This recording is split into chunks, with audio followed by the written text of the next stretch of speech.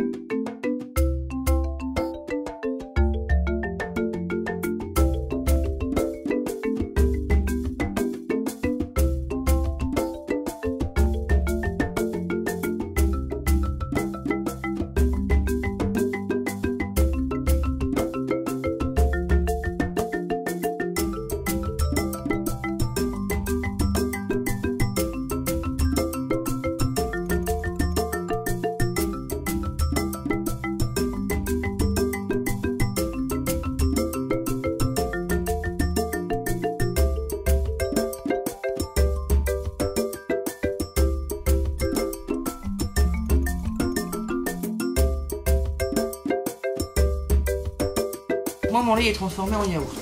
Question, est-ce que j'ai déjà traité mes vaches ce matin? Oui. Oui, à quelle heure? 6 heures. Je fais partie du réseau du Savoir Vert. Le Savoir Vert, en fait, c'est un regroupement. Il y a une petite centaine de fermes dans le Nord-Pas-de-Calais, ça existe que dans le Nord-Pas-de-Calais, où on accueille les scolaires. On s'est basé sur la pédagogie parce que les enfants, ils savent plus que le lait, ça vient de la vache. Pour eux, c'est la bouteille de lait. Enfin, voilà, on perd tout, les saisons et tout ça. Et il y a beaucoup de choses que c'est perdu. Il faut revenir aux valeurs. Alors les enfants, déjà, quand ils arrivent à la ferme, ils ont beaucoup d'a priori. Alors ils sont impressionnés de voir la vache quand ils avaient la toucher pour essayer de tirer du lait les premiers temps. Mais après, ils sont super contents et ils aiment bien. Nous, notre activité principale, c'est les vaches laitières. Et on voulait vraiment partir dans la pédagogie parce qu'on trouve que c'est vraiment intéressant. Déjà, il faut savoir qu'il y a 3 sortes de vaches. Premièrement, il y a les vaches laitières qui sont là pour donner du lait. Dans ces vaches laitières, il y a plein de races, dont celle-ci. Sa race, c'est la prime Holstein. Tant qu'elle n'a pas fait de bébé, elle ne donnera pas de lait.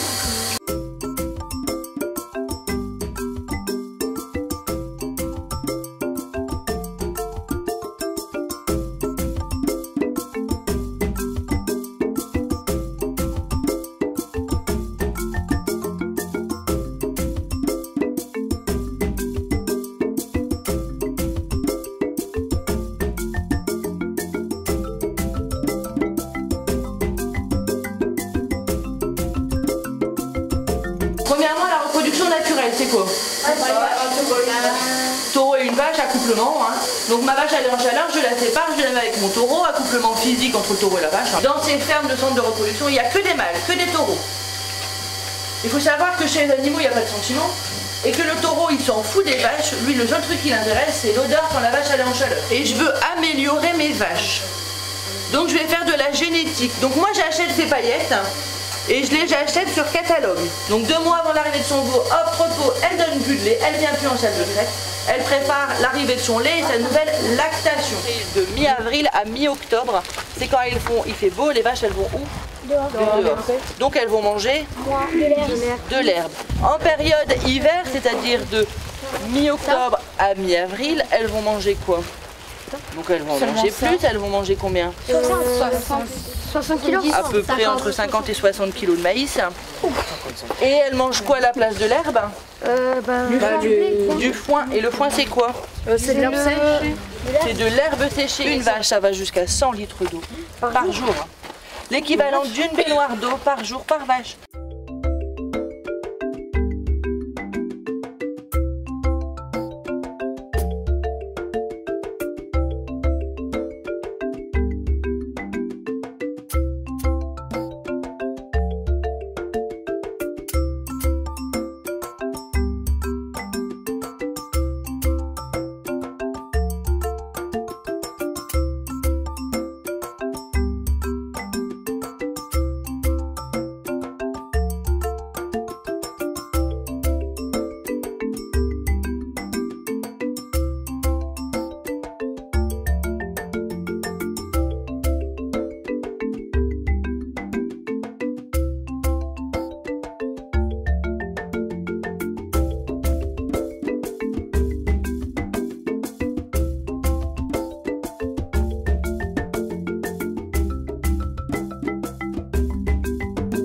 j'ai toujours eu ça dans le sang. Donc, après, j'ai participé même 2-3 fois à des concours de labour quand j'avais 15-16 ans, 17 ans. Enfin, donc j'ai été 2 fois premier du canton. Donc, c'est bien ça. Après, j'aime bien le travail bien fait, c'est vrai que je suis comme ça. C'est la ferme de vos parents, vous avez repris Il y a déjà 3e génération. Donc on est rue de Lille, au Blanfort, là, donc on cultive sur une 60aine d'hectares et on a à peu près 100 animaux à peu près dans la ferme. Donc essentiellement des vaches laitières, et après la relève, les renouvellements. Donc des jeunes qu'on renouvelle les vaches. Donc d'accord. Ah oui, donc ça fait quand même une centaine de bêtes. Le labour, on peut le faire toute l'année, mais bon, il y a une partie qui peut être faite avant l'hiver, donc ça permet de faire mûrir la terre, qu'elle mûrit avec le gel, donc on arrive mieux à travailler. Après, donc on laboure après aussi au printemps, on met le reste nos fumiers des vaches, donc des animaux, on le met encore au printemps, donc là on fait le labour pour l'enfouir. Donc, et ensuite, ça permet d'améliorer la structure du sol. On la relève un peu et puis on a de la profondeur. Et ça permet des fois d'enfouir un peu les mauvaises herbes aussi qu'il y a sur le sol, qui a poussé durant l'hiver, durant l'automne. Donc après, on laboure et puis on prépare les plantations de pommes de terre et les semis de maïs. Voilà. Là, je vais le diviser en deux. Je vais mettre des pommes de terre et du maïs. Voilà, je vais le diviser en deux. Les pommes de terre, vous allez les récolter à quel moment? Au mois de fin septembre, début octobre. Et le maïs également. Ça fait 200 tonnes de pommes de terre. Et puis du maïs, faut compter 20 tonnes de matière sèche pour les animaux, donc il faut compter à peu près pareil, 100 tonnes, 100 tonnes, de matière sèche. Mais le maïs, tout ce qui est mis maïs, c'est pour l'alimentation du bétail, l'hiver quand ils sont dans les bâtiments. Donc,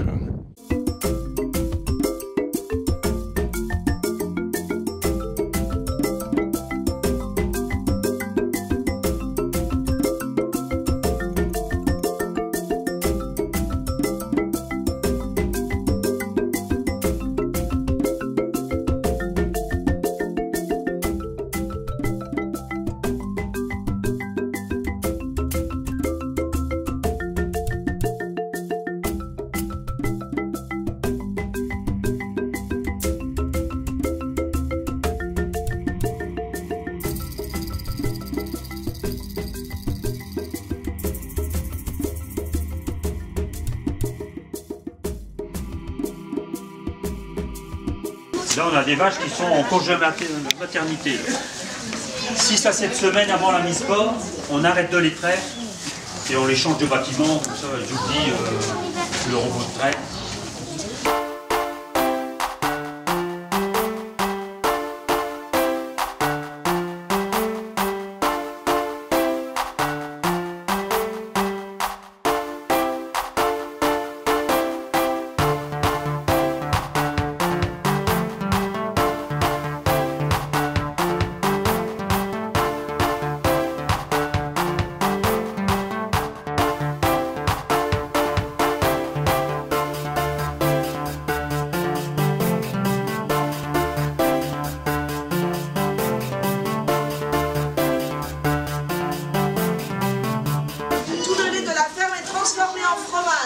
C'est-à-dire 700 ml de lait. 70 vaches et une vache donne à peu près 10 ml de lait. La vache flamande, c'est une vache, vous allez en voir dans le troupeau, c'est des toutes rousses.